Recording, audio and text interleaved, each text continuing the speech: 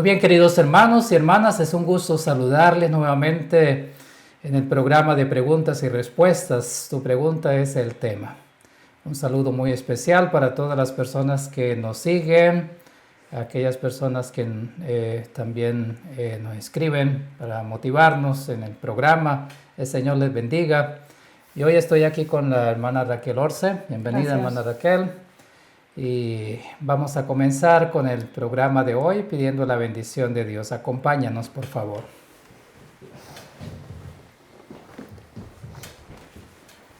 Padre nuestro que estás en los cielos, gracias te damos por la oportunidad que nos da de poder estar nuevamente al aire en el programa de preguntas y respuestas. Te agradecemos, Señor, porque en tu grande amor también tú nos das la oportunidad de conocer los asuntos de las profecías y de los acontecimientos de lo que irá a suceder en estos últimos tiempos.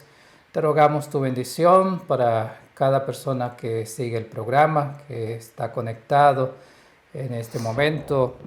Tú puedas bendecir también de una manera especial a la hermana Raquel para dar respuestas a las preguntas y también darnos sabiduría para entender cada mensaje.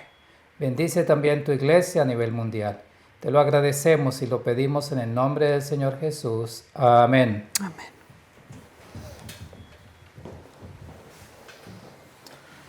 Muy bien, sean todos bienvenidos al programa de hoy. No olviden que ustedes pueden escribirnos al correo de info@sda1844.org. Allí pueden enviar sus preguntas del programa que se está compartiendo en estas semanas o también de otro programa. Si tienen alguna pregunta en especial de cualquier tema, lo pueden hacer allí enviándonos por correo o también pueden dejarlo en el chat en el lugar donde ustedes están mirando también el programa. Hermana Raquel, qué bueno que esté hoy con nosotros nuevamente. Gracias. Y vamos a continuar, como ya ha sido anunciado la semana pasada. Estuvimos estudiando un tema en relación a la bestia de Apocalipsis 13, que es lo que estamos analizando, y vimos acerca de los 42 meses, de esos 1260 años, y también en el momento que Justiniano le dio poder también al inicio de esa larga tiempo de supremacía de ese poder o de esa bestia que estamos analizando. Hermana Raquel, hoy tengo aquí unas preguntas en las cuales quiero hacerle. La primera de ellas es que en esa bestia de Apocalipsis 13 se menciona de una herida también que tenía esa bestia, pero antes de ello, ¿qué relación existe entre los 1260 años y la bestia y su herida? Es muy interesante porque recordemos que siempre que tenemos un periodo profético como 42 meses, 1260 años o tiempos y medio tiempo, necesitamos un punto de partida y necesitamos también cómo desde esa fecha de partida, por acumulación de la adición de tiempo, llegamos a un tiempo concluso. Entonces, ya hemos constatado que teníamos dos momentos. El año 508, que es cuando Clodoveo, el primer rey galo, que conformaba parte de las tribus francas en Centro Europa, se convierte no al arrianismo, porque allí teníamos ya tres naciones bárbaras que estaban convertidas al cristianismo arriano. Ahora, de la línea merovingia y en específico Clodoveo se convierte, su esposa ya estaba convertida al cristianismo católico del primer obispo en Roma, y la conversión de este rey franco hizo que se fortaleciera políticamente el obispo de Roma. Entonces, esa es una fecha muy importante, que la teníamos como partida para los 1290 y los 1335, pero tenemos otra fecha también muy significativa, que es la del 538. Entonces, entre el 508, 533 y 538 es cuando Justiniano, el emperador del Imperio Romano Oriental con sede en Constantinopla, busca esa afiliación con Roma, a pesar de que el Imperio Romano Occidental desde el año 475 pues había caído en manos bárbaras y había sido completamente disfuncional y dividido entre distintas tribus bárbaras. Pero ahora, ¿qué ocurre? Con la conversión de Clodoveo por la influencia del obispo de Roma y la conversión del primer rey bárbaro de la Europa continental occidental, se facilita mucho más la conexión entre el fallido Imperio Romano Occidental con el oriental. Por lo tanto, la preeminencia del obispo de Roma crece exponencialmente. Y ahora Justiniano le endorsa como recompensa, como gratitud por esa extensión del cristianismo no arriano, ese decreto por medio del cual lo declara cabeza visible del cristianismo. Y por eso es el año 538 el punto de partida. Entonces, simplemente por adición, llegamos al año 1798. Bien, y ahora nos sorprende positivamente el hecho que en 1798, con las guerras napoleónicas y el idilio de imperio de Napoleón Bonaparte, él no solo conquista la península itálica y todos sus reinos, porque Italia, como la conocemos hoy como nación, no existía en aquel entonces, sino distintos reinos. Y uno de ellos pues era los estados pontificios, lo que hoy conocemos como el Vaticano. Era muchísimo más extenso, hoy lo vamos a ver en una diapositiva. Entonces, Napoleón conquista estos territorios y como no lo reconoce como un emperador legítimo, Napoleón quiere la legitimación de un poder espiritual. Si recuerdan, en el año 800, el Papa de Roma corona como emperador del Imperio Sacro Germánico a Carlomagno. Ahora Napoleón quiere que el Papa lo corone como emperador de toda Europa y del Imperio Napoleónico. Pues el Papa no quiere colaborar en esto. Entonces, ¿qué es lo que ocurre? Él invade, o sea, no él como persona, pero en la persona del general Berthier, y confiscan las propiedades del Vaticano, cogen al Papa, lo arrestan y lo deportan, lo llevan a la ciudad de Aviñón, cerca de Valence, en el sureste de Francia. Lo exilian. O sea, en Roma no quedan ni estados pontificios, ni papa. Esa es una herida mortal.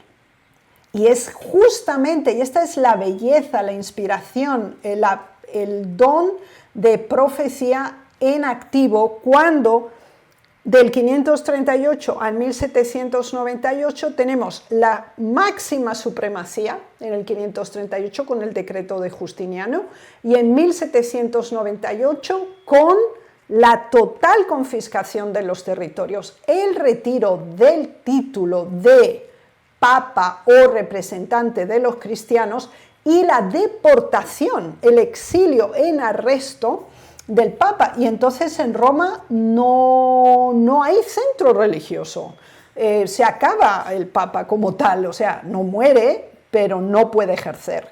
Y por eso se considera que esa profecía numérica coincide justo con el máximo surgimiento y la máxima caída.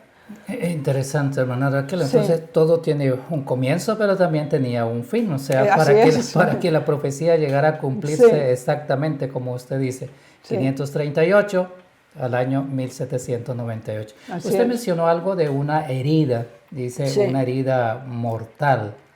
Entonces, si es una herida mortal, ¿qué sucedió para decir que resucitó? Sí. ¿Hubo un milagro o qué pasó? Porque si hablamos de una Sí. herida mortal es porque ya está muerto. Ya, Sí. totalmente. ¿Qué pasó entonces? Sí, es muy interesante porque la herida fue mortal porque se consideró que se acabó el catolicismo, como una sede en Roma. Recuerden que la profecía enfatizaba que era un seguimiento de la cuarta bestia, porque nacía de su cabeza, era el cuerno que destruía a tres y se elevaba sobre todos los demás. Tenía un poder de hablar que ningún otro podía tener. Así que es esto que era la continuidad de la Roma pagana ahora en un poder religioso, en 1798 es como que hubiera muerto, se acabó, se acaba el territorio, se acaba el título, se acaba la influencia y el personaje como tal, el papado, realmente queda como una figura simbólica. Su influencia y su poder es irrelevante. Recordemos que cuando Napoleón se tuvo que coronar él mismo, pero tuvo al Papa presente, lo forzó a estar presente. Pero el Papa se negó a ponerle la corona, así que Napoleón cogió la corona y él mismo se coronó. Y hay un cuadro que lo explica, está en el Louvre. Y entonces, pero el Papa estaba ahí. El hecho de que estaba ahí, decía, bueno, ahí estaba la presencia de él. Así Sí, que... pero él no hizo la coronación. O sea, que a pesar de todo, Napoleón también lo humilla, porque le dice, yo no te necesito a ti para ser emperador. Lo cual para Carlomagno era fundamental para que los otros reinos se subyugaran y se sometieran al poder, porque ¿quién lo ha declarado emperador? Ha sido el máximo poder religioso. En este caso no se da. Entonces se consideró que eso era mortal, o sea, no iba a haber ninguna posibilidad, esto era el final. Pero es sorpresivo que sí hay una resurrección. Y sí hay un milagro. Y también el propio libro de Apocalipsis en el 13 nos explica cómo se da el milagro. Muy bien, vamos a verlo entonces. Sí. ¿Qué pasó? Si hablamos de esa herida mortal, entonces debía de acabarse ahí y ya ahora entonces ese poder que tenía se acabaría, tanto religioso y autoridad civil, y totalmente ahora los reinos que existían iban a ser totalmente dependientes, de cada uno tenía su poder. Sí. Bueno, pero se habla de un tratado que hubo para poder, o sea, ¿qué significa ese tratado? Especialmente cuando hablamos del tratado de Letrán. Bien, ese es el acto de la resurrección. Oh, ya. Sí. El Tratado de Letrán se da en el año 1929, así que desde 1798 hasta 1929 tenemos un proceso muy lento de restauración. Nosotros veremos cómo pues hay un cisma en Europa. Llega un momento que hay 3 papas en Europa, 3 papas. Bueno, se controla el cisma, exacto, porque tenemos uno en Francia, tenemos otro en Roma y otro que entre Grecia y Alemania, o sea, era algo, como había un vacío de poder religioso, pues era dificultoso el problema. Entonces ahora, desde 1798, con el completo cese, empieza un proceso de recuperación. Y esa recuperación se da cuando finalmente, bueno, tras la caída de Napoleón, después de nuevo toda la reestructuración de los países europeos, pues Francia permite que el que fue elegido de nuevo como papa regresara. Le dan la salida libre de Francia y entonces vive en Roma. Pero ¿qué pasa? No tiene estados pontificios, el Vaticano no existe. ¿Sí? No tiene tierra, no tiene no tiene ese territorio como tenía antes, que no era solo el papado como título y poder político y religioso, sino que tenía también un territorio específico. Pero claro, piense que poco antes se había dado la unificación de Italia, ¿sí? Hasta 1830, 1860, Italia no existe como país, como nosotros lo conocemos hoy, que es toda la bota completa que está bañada por el mar Mediterráneo. Entonces, cuando se da la unificación de Italia, que se conforma en un reino completo, como lo conocemos hoy, en un estado-nación, no en multiplicidad de estados, como fue durante toda la Edad Media hasta la mitad de 1860, tampoco le conceden territorios al Papa, aunque él vive secluido en uno de los previos palacios del Papa. Él vive secluido completamente, era tipo monástico, sin ninguna influencia política, sin ninguna consulta, ni ninguna relevancia. Ni siquiera como un rey de los que hoy en día existen. Para nada. O sea, la herida realmente fue mortal, ¿sí? O sea, perdió toda su reputación, su nombre, su influencia y su riqueza también. Pero entonces, cuando se consolida toda Italia como una nación como la conocemos hoy, empieza un proceso de centralización de poder. Y entonces sería con Benito Mussolini, con los movimientos fascistas en Europa que estarían representados por Adolf Hitler, Benito Mussolini y Francisco Franco, uno en Alemania, otro en Italia y otro en España. Entonces sería el Tratado de Letrán hecho por Benito Mussolini, devolviéndole los estados pontificios, ¿sí?, al Papa y dando la herida otra vez. Exacto, ahí sí es completa y se lo entrega esos territorios y es cuando se establece finalmente el Estado Vaticano como lo conocemos hoy, ¿sí? Entonces, por eso, en 1929 la herida queda completamente sanada. Interesante, ¿no? Como la profecía se fue cumpliendo y pasó varios años, o sea, porque estamos hablando de 1798 a 1929, pasaron muchos años que no existió esa autoridad papal, sino totalmente anulada, ¿no? Sí. Pero cómo vuelve a restaurarse y curarse esa herida y poder otra vez tener el poder. Hermana Raquel, yo pienso que sería interesante si puede explicarnos un poco más sobre esto y poder tener una información más clara, por favor. Sí, con la ayuda de Dios vamos a ver todos estos pasos que hemos mencionado a grandes rasgos en esta introducción con muchísimo más detalle en la presentación que sigue, que básicamente es una bestia con herida sanada, ¿sí? Aunque era mortal, fue sanada. Estamos basados en Apocalipsis 13:3. Vi una de sus cabezas como herida de muerte, pero su herida mortal fue sanada y se maravilló toda la tierra en pos de la bestia, porque es como un resurgimiento, es un renacimiento, es una nueva vida. Recordemos, nuestro contexto es Apocalipsis 13:3 y quiero hacer un pequeño resumen simbólico. No voy a decodificar las cabezas porque ya lo hemos estudiado. Recuerden que las cabezas era la forma de poder dentro del sistema romano como tal. A la herida mortal es una caída del poder papal en 1798, cuando en la presentación anterior hablamos de los 42 meses. Veremos centrado en esta presentación la sanidad, esa restauración progresiva de la influencia. Se nos dice que toda la tierra pues se maravilla, así que quiere decir el mundo habitado, la población relacionada con este poder, y hay una reacción de admiración y de aceptación. y de nuevo toda la tierra va en pos de la bestia. Así que la bestia recupera ese poder político y religioso papal que previo a 1798 era un emblema característico.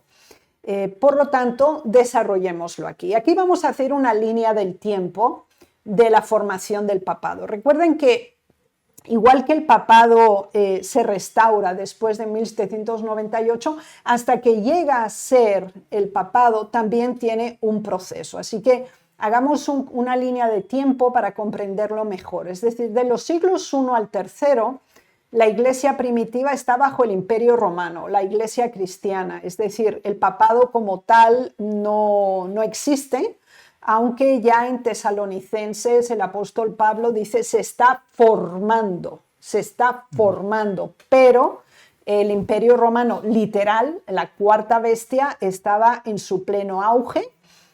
Sabemos que pues la iglesia cristiana estaba prohibida, no tenía permiso de libre práctica de la religión cristiana y en distintos periodos la persecución fue muy importante. Ahora tenemos una segunda fase y esta es fundamental, es a partir del año 313 con la legalización del cristianismo. Es decir, desde el siglo I hasta el siglo III tenemos un estado de clandestinidad.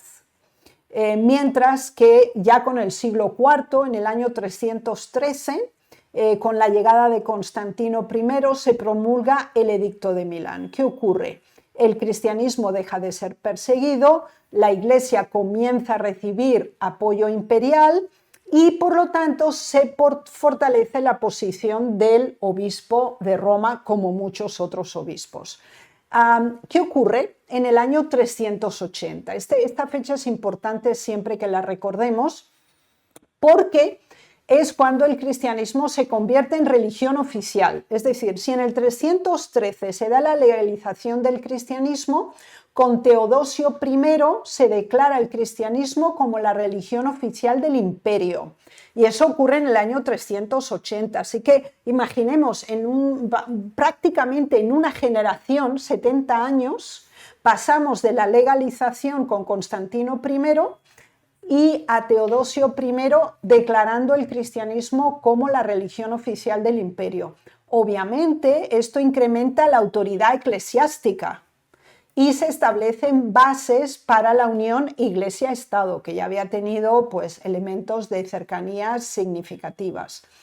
En el 476 ocurre algo absolutamente de disrupción total a nivel político y social, pero no a nivel religioso, porque en el 476 es la caída oficial del Imperio Romano de Occidente. Es decir, es depuesto el último emperador occidental por un rey bárbaro. Y ahora en Roma, porque el emperador había sido llevado a Rávena, ni siquiera estaba en Roma, ¿sí? Pero en Roma sí quedó el obispo. Y en el 476 queda como figura estable en medio del caos político y empieza a ejercer liderazgo civil además del espiritual. Piensen que con la caída del Imperio Romano de Occidente, que centralizaba todo el poder en Roma, al desaparecer este poder, por ejemplo, los elementos de educación, de ayuda social, de orientación religiosa, quedan completamente disfuncionales en todas las provincias previas sometidas al Imperio Romano. ¿Quién cubre este vacío social? ¿Quién se encarga ahora de los censos? ¿Quién se encarga ahora de la educación? ¿Quién se encarga de los huérfanos, de las viudas, de los necesitados, del apoyo emocional y espiritual? La Iglesia. Y entonces cubre el vacío social y cultural que había dejado el Imperio Romano como tal. Y por eso esta fecha del 476 con la caída de Roma es fundamental para el inicio del apogeo. Ya habíamos mencionado que del 533 al 538 es la base legal del poder papal. Es decir, con el emperador Justiniano I, ya habíamos hablado, se reconoce al obispo de Roma como cabeza de todas las iglesias cristianas. En el 538 se elimina además el dominio ostrogodo sobre Roma, y fíjense que es importante, porque el rey ostrogodo dominaba toda la península itálica, pero ahora le da al obispo de Roma un poder para él juzgar sobre toda la población cristiana que había en Italia. Así que cede este rey bárbaro parte de sus atributos como rey en ese aspecto espiritual para todos los cristianos que vivían en la península itálica. Y de acuerdo a la interpretación adventista, este año marcó el inicio del periodo profético de los 1260 años. Así que aquí tenemos 5 fases de línea de tiempo de formación del papado fundamental. Pero ahora queremos seguir con esa línea de tiempo, pero en la formación de los estados pontificios. Porque si en el 538 se declara que el obispo de Roma es el cabeza y el representante de toda la cristiandad, en el 754 se produce una donación y Pipino el Breve, que es un rey franco de Francia de hoy, derrota a los lombardos, y Lombardía era un estado independiente al norte de los territorios de lo que hoy es el Vaticano, y parte de estos territorios Pipino el Breve los dona al Papa, dona estos territorios un rey franco cuando conquista a los lombardos. Y en el año 754 nace oficialmente los estados pontificios. Así que vemos que en el 538 nace el poder espiritual máximo, y en el 754, relativamente pronto, con un poder disasociado de Italia como tal, pero son los francos ya convertidos con Clodoveo, y entonces le cede, le dona territorios al Papa y nacen los estados pontificios.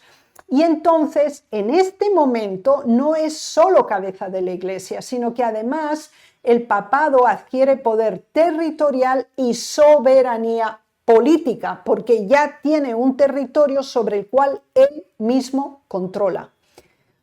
Hay otro séptimo periodo en esta línea de tiempo, y es el año 800. Lo hemos citado en diversas ocasiones, pero es muy importante. Es la coronación de Carlomagno. Este es el cambio dinástico de los merovingios en la actual Francia, anterior Galia, a la dinastía descendiente de Carlomagno, carolingia, de la merovingia a la carolingia. Y entonces el Papa corona a Carlomagno como emperador. Y esto es muy diciente, puesto que se consolida la unión entre el poder religioso y el poder civil. Y en este acto, el Papa se convierte en actor central de la política europea medieval. ¿Sí? Porque si es Carlomagno el que tiene el poder político oficial, está reivindicado y confirmado por el Papa. Así que quien te da la bendición es superior a ti, obviamente. Así que se perpetúa, se reconfirma al papado como el actor central de la política europea medieval. Y ahora, desde el siglo XI al siglo XIII, tenemos el apogeo del poder papal. Ahí tenemos el conflicto de las investiduras, tenemos la máxima autoridad papal en Europa, tenemos la intervención directa en reinos y gobiernos y en el ejercicio del poder espiritual y político. Así que si sumamos esta línea de tiempo, vemos 8 periodos significativos desde el establecimiento del cristianismo hasta la conversión al papado. Bien, aquí lo podemos ver en una forma más visual. Recuerden, hemos hablado la formación espiritual, la unión con el Estado, el poder territorial, el dominio medieval y la herida mortal. Básicamente podríamos estructurarlo en estas 5 coordenadas fundamentales. Y ustedes pueden ver aquí la evolución de los estados pontificios. Si miran la primera imagen, la formación inicial, recuerdan que Pipino le hace una cesión de territorio y ustedes pueden ver el área donde Roma es la capital y al norte de Roma tenemos esos territorios pontificios en amarillo más claro. La máxima extensión ustedes la ven en el año 1250, porque vemos toda el área marrón, son territorios que están directamente bajo el control del Estado pontificio, política, religiosa y civilmente.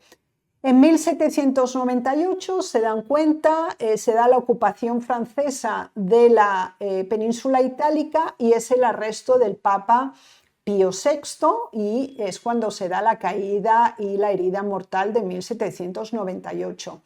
Y desde 1929 ustedes pueden visualizar el área de la Ciudad del Vaticano que actualmente cuenta con 44 hectáreas. Así que de la donación de Pipino en el año 754 hasta 1798 tuvo una extensión significativa. A partir de 1998 son confiscados estos territorios y no son restituidos hasta el año 1929. Y en las próximas diapositivas vamos a ver cómo fue el proceso de restitución, ¿sí? Entonces, volvemos a verlo por capítulos. En la perspectiva historicista, en Daniel 7 tenemos la introducción de este poder. En Apocalipsis 13 muestra su herida y su restauración. En Apocalipsis 17 se revela su papel final en la crisis escatológica y vamos a seguir desarrollando lo que ocurrió durante esa interrupción temporal desde 1798 hasta la próxima restauración. Entonces, veámoslo aquí en perspectiva. Este es un resumen gráfico de la evolución territorial. Lo tienen también aquí más o menos expuesto para que puedan visualizarlo. Entonces ahora la formación 754 al 800, recuerdan, y reciben los siguientes territorios. Reciben la parte que es el norte de Roma, el Lacio, el exarcado de Rávena y recibe Pentápolis. Si ustedes miran el primer recuadro donde pone formación inicial, es todo ese territorio anaranjado y amarillo, todo eso eran los estados pontificios. Era un territorio realmente extenso, prácticamente sería desde lo que hoy es Roma hasta la frontera con los Alpes. Es un territorio muy extenso. O sea, gran parte de Italia. Sí, pero todavía se extiende más. Fíjense, en 1270 va hasta mucho más allá hacia el norte y hacia el sur también se extiende, ¿sí? Entonces, vemos que esta primera formación territorial se da por la donación de Pipino, rey franco. Consolidación, ya lo hemos mencionado, del 800 al 962 con la protección carolingia. Tenemos la expansión medieval del 962 al 1300 y ustedes ven esa ampliación que se da desde Umbría, Bolonia y las Marcas. Es decir, Roma no solamente tiene control del norte, sino también de áreas al sur de Roma. Y es un periodo en Europa de grandes guerras, conflictos con emperadores y el Papa usa esta oportunidad para la adquisición de territorios. Tenemos la crisis de Aviñón. Esto es cuando se elige un papa paralelo al de Roma, pero que está en Aviñón, en Francia. Eso ocurre entre el 1309 y el 1377. Todavía no es el cisma, sino simplemente es un papado en Francia, ¿sí? Y Roma pierde parte de sus territorios y también parte de su influencia, pero se da una restauración. Cuando el Papa que estaba en Aviñón, uno regresa y el otro cesa, abdica, y entonces vuelve a maximizar su estabilidad, ya ahora sí, en el periodo del 1500 a 1797, que cubre el pleno poder medieval. Después está la crisis revolucionaria, que se da cuando Francia ocupa casi todo el territorio, del 1797 al 1815, y en 1798 cuando se inflige la herida mortal. La restauración empieza a darse del 1815 al 1870. En 1815 es cuando las guerras napoleónicas cesan y cuando Napoleón sube la segunda pérdida total y absoluta en su intento de la conquista del reino de Rusia con los zares. Pierde esta guerra, es atacado desde Rusia y desde Inglaterra y otros territorios cercanos. Y entonces surge lo que se llama el Congreso de Viena. El Congreso de Viena es un congreso realizado en Austria por los poderes que habían sido atacados y subyugados por Napoleón, y se produce una nueva restauración de fronteras y de territorios que habían quedado amalgamados bajo el imperio y las fuerzas napoleónicas. Y es justo en este momento cuando regresa el Papa a Roma, ¿sí? Y a partir de este momento regresa, pero no tiene territorios, ¿sí? Él regresa como poder con título del Papa, pero sin los estados pontificios. Y en 1870 pues no tiene ningún territorio, se da la unificación de Italia como nación, pero entonces en 1929 hasta hoy la Ciudad del Vaticano es establecido por el Tratado de Letrán en la persona de Benito Mussolini, y es el territorio que existe hasta hoy como nación. Entonces, entre 1798 y 1929, el Papa no tuvo un Estado soberano completo y su situación política fue complicada, lo que históricamente se conoce como el problema romano. O sea, en los libros de profesores de historia, este periodo se denomina problema romano, y es muy interesante porque la Biblia también le dio el nombre, y le dio un nombre a este periodo, y es herida mortal. Así que en 1798, pues Pío VI, ya lo hemos hablado, es tomado cautivo, trasladado a Francia, muere en Valence. En 1799 muere Pío VI. Y bueno, está en referencia directa a Apocalipsis 13:3. Ahora, ¿qué ocurre en 1800? Entonces, Pío VII es el nuevo elegido papa. Había muerto en 1199 Pío VI, en 1800 se elige ahora el nuevo papa, Pío VII, y sufre restricciones. Porque en 809 Napoleón oficialmente anexiona los estados pontificios al imperio francés. Es decir, en 1798 saquea Roma y se lleva al Papa, pero en 1809 Napoleón se anexiona formalmente los estados pontificios al imperio francés. Así que Pío VII sigue estando en el exilio.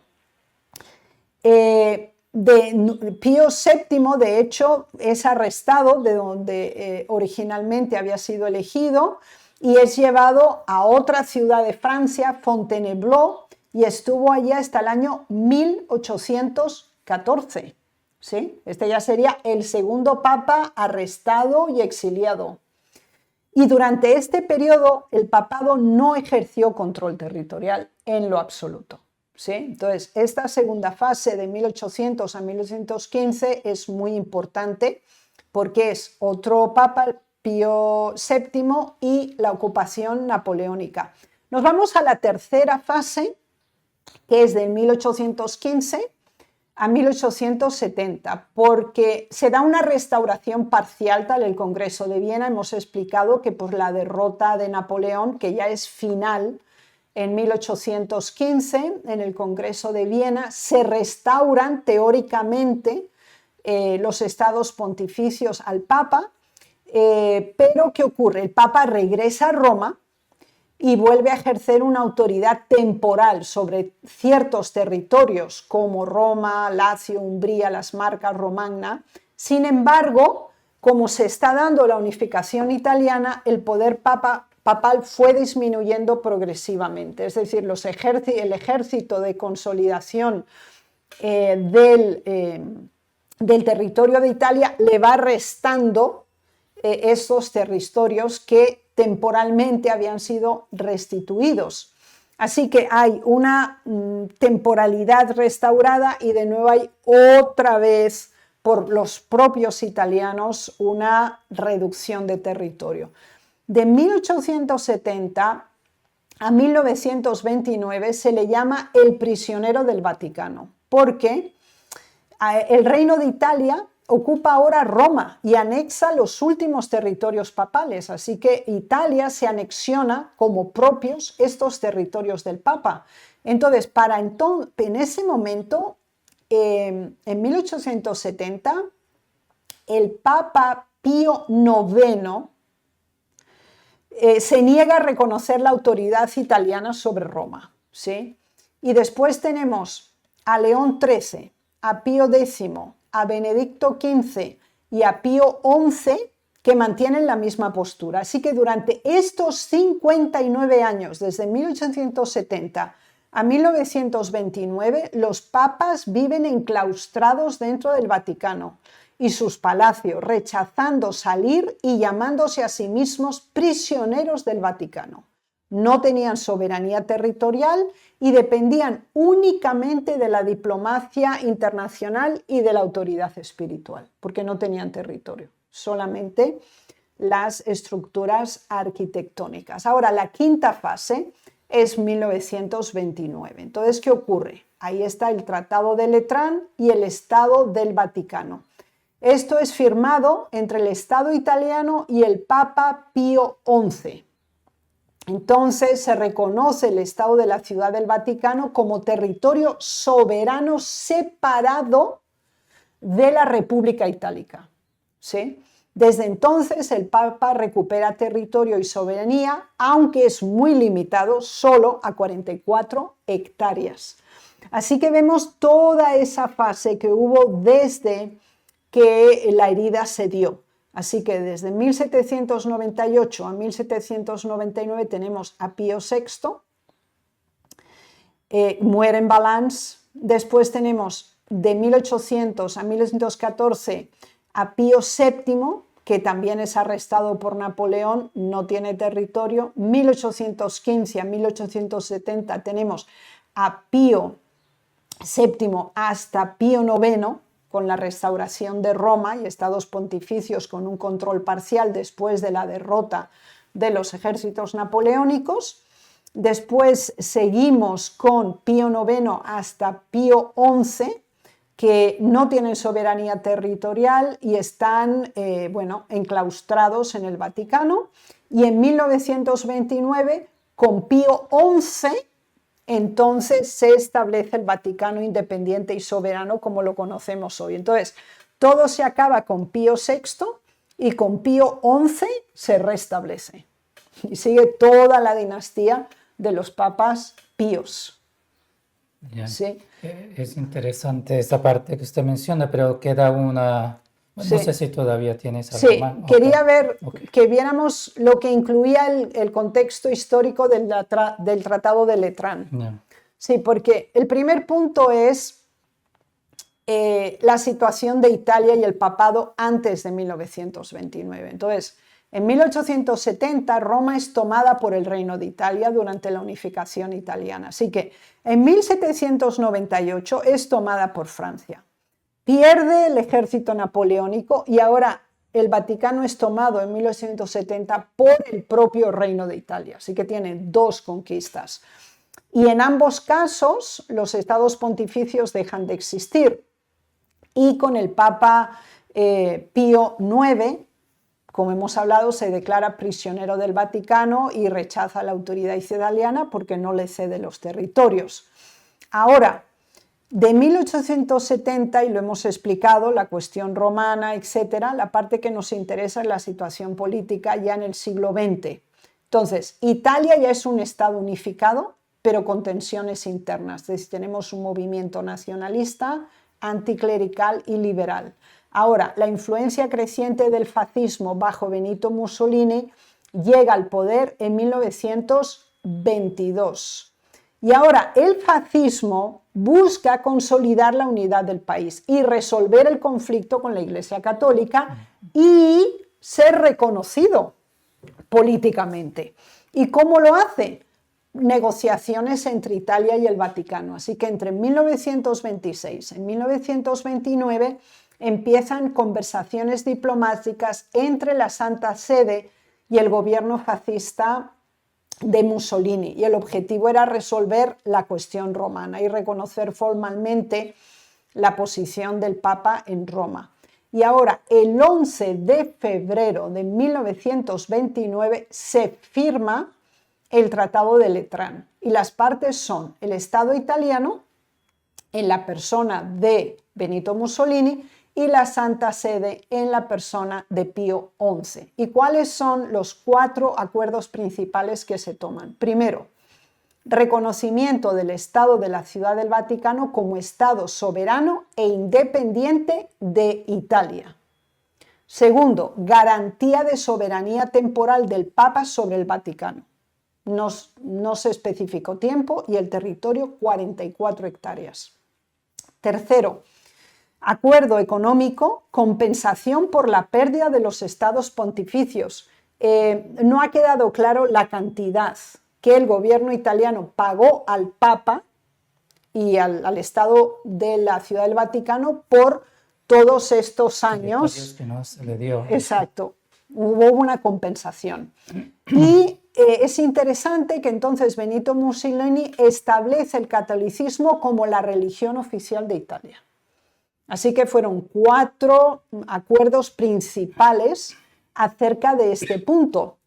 Y fíjense cómo quedaría el mapa, porque es muy, muy interesante, porque las consecuencias inmediatas fueron que ese problema romano duró 59 años, el Papa recupera la soberanía territorial, pero Mussolini fortalece su legitimidad política al resolver un conflicto histórico con la Iglesia. Así que tiene un elemento positivo y la Iglesia refuerza su independencia y autoridad espiritual. Entonces, ustedes ven el área marcada en anaranjado, que es la Ciudad del Vaticano, el territorio son 44 hectáreas, la parte roja oscura son las zonas limítrofes, que ustedes ven ahí, y toda la línea alrededor es la ciudad del Vaticano como tal.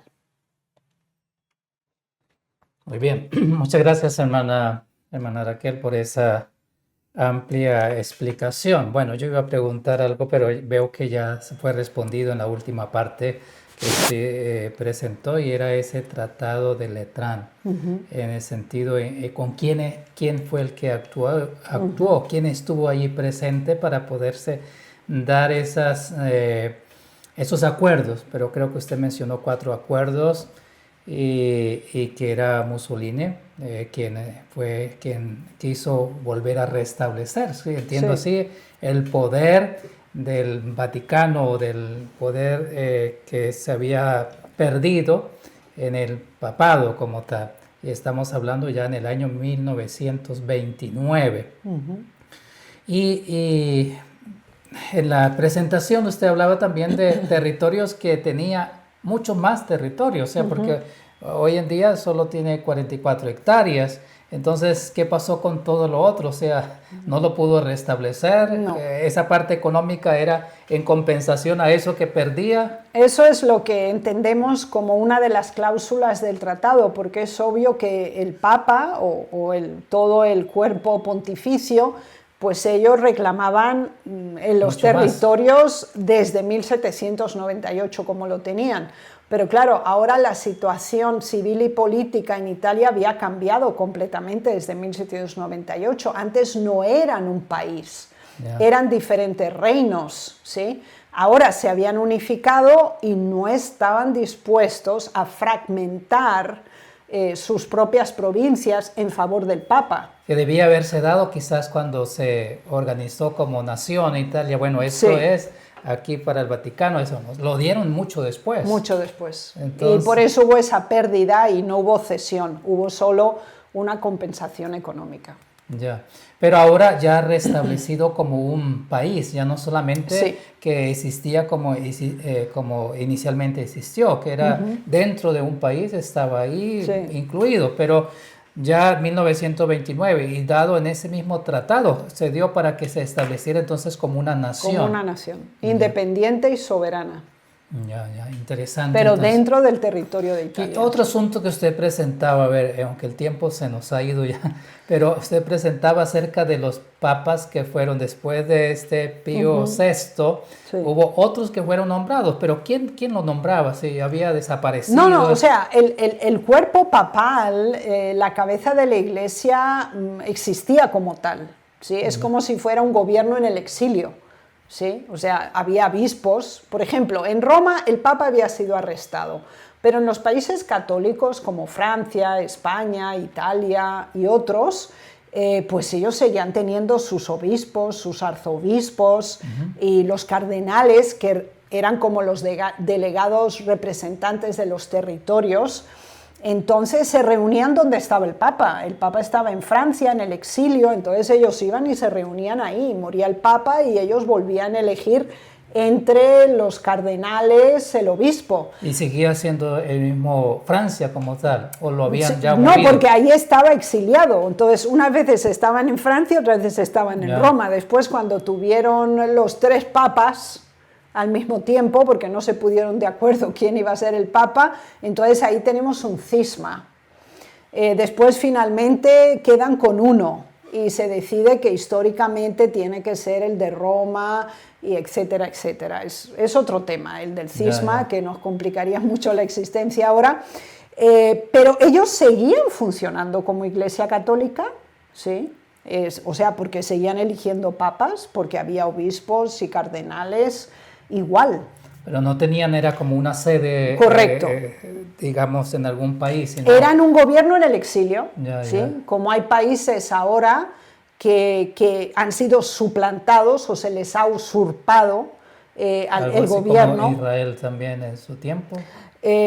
Bueno, ellos nunca lo tuvieron así un gobierno como tal, pero sí tenían el contexto de identidad cultural conjunta. Yeah. Ahora, el Papa mantuvo el papado, es decir, hubo papas sin pararse, no hubo un periodo que no hubo un papa. Igual que las iglesias católicas estaban construidas, los sacerdotes católicos estaban, los monasterios, todo funcionaba. Esa herida mortal entonces, aunque era territorial. Más territorial que en sí del poder como tal, aunque estaba limitado. Claro, perdió influencia política, porque claro, si viene Napoleón, él se corona a sí mismo y tú estás ahí como nada. Entonces, ¿quién eres? Una figura simbólica, pero te obligan a estar ahí. Entonces ya es un acto de sumisión. Que debía estar sumiso ya al poder de Yo Napoleón. estoy por encima. Entonces, el Papa sufrió no solo la pérdida literal del territorio y de una sede central, pero también la influencia religiosa, obviamente. Y civil, ¿no? Porque también tenía su poder civil para poder... tomar autoridad sobre los reinos existentes. Eso se acabó ahí. O sea que ahí totalmente perdido y que Sí. no se restableció, aunque lo restablecieron en 1929, pero no el poder civil, sino No. ya el poder religioso Es como correcto. tal. Sí. Muy bien. Hay un asunto dentro de esto también, y es que allí dentro de ese periodo de esa bestia, Apocalipsis habla, dice, y la adoraron todos los moradores de la tierra. Sí. Y también dice, ¿quién podrá luchar contra la bestia? ¿No? Claro. Y adoraron al dragón, también dice. Esto tiene también un significado especial, porque dice también allí, y los que no están escritos en el libro de la vida del Cordero. Entonces sería interesante, hermana Raquel, que podamos hablar un poco sobre esta parte, a qué se refiere, porque habla de la adoración. Y pienso que es una parte interesante cuando la Escritura habla de la adoración. Pero no ahora, porque el tiempo se nos fue, pero sí sería para la otra semana, si es posible. Con mucho gusto. Ok, gracias. Y a ustedes también los estamos invitando para la próxima semana.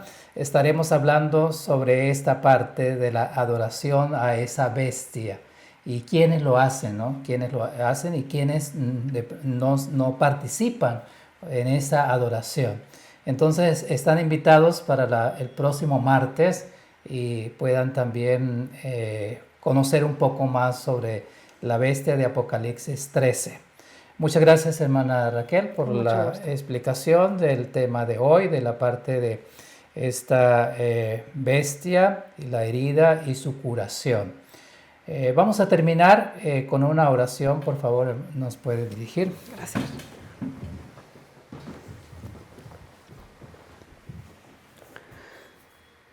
Padre nuestro en los cielos, te damos gracias porque la luz de la profecía alumbra nuestro camino. Lo hace desde el pasado y también en proyección de presente y futuro. Gracias, Señor, porque tú iluminas el camino de tu pueblo. Nos haces entender lo que aún está por llegar a través de la comprensión del pasado. Ayúdanos, Señor, a ser diligentes estudiantes de tu palabra. Ayúdanos a escudriñar estos importantes símbolos y toda la información que se encuentra en estas tan pocas palabras, pero con tanta profundidad de significado. Ayúdanos, Señor, a crecer espiritualmente y también, Señor, a ser transformados de acuerdo a los principios de tu verdad. En el nombre de Jesús. Amén. Amén.